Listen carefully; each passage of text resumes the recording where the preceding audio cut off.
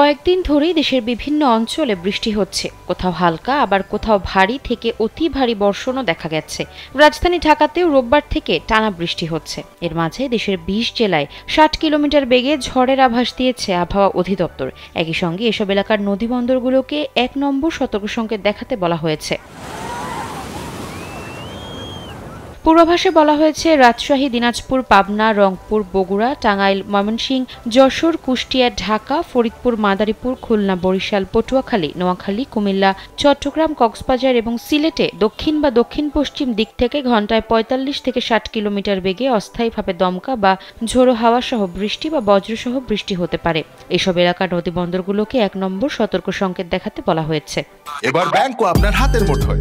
Balance transfer, mobile recharge, bill pay থেকে শুরু করে যা চান সব হবে এক মুহূর্তে।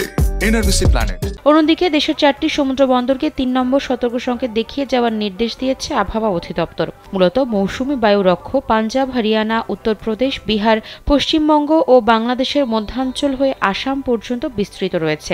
একই সঙ্গে এটি বাংলাদেশের ওপর সক্রিয় এবং উত্তর বঙ্গোপসাগরে প্রবল অবস্থায় রয়েছে, যার ফলে চট্টগ্রাম, কক্সবাজার, মোংলা এবং পায়রা সমুদ্র বন্দরকে ৩ নম্বর স্থানীয় সতর্ক সংকেত দেখিয়ে যেতে বলা হয়েছে।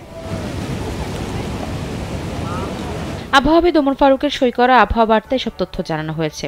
আবহাওয়ার পূর্বাভাসে আরও বলা হয়েছে, মঙ্গলবার রংপুর, রাজশাহী, ঢাকা, ময়মনসিংহ, খুলনা, বরিশাল, চট্টগ্রাম ও সিলেট বিভাগের অধিকাংশ জায়গায় অস্থায়ীভাবে দমকা হাওয়াসহ হালকা থেকে মাঝারি ধরনের বৃষ্টি বা বজ্রসহ বৃষ্টি হতে পারে। সেই সঙ্গে দেশের কোথাও কোথাও মাঝারি থেকে ভারী বা অতি ভারী বর্ষণ হতে পারে।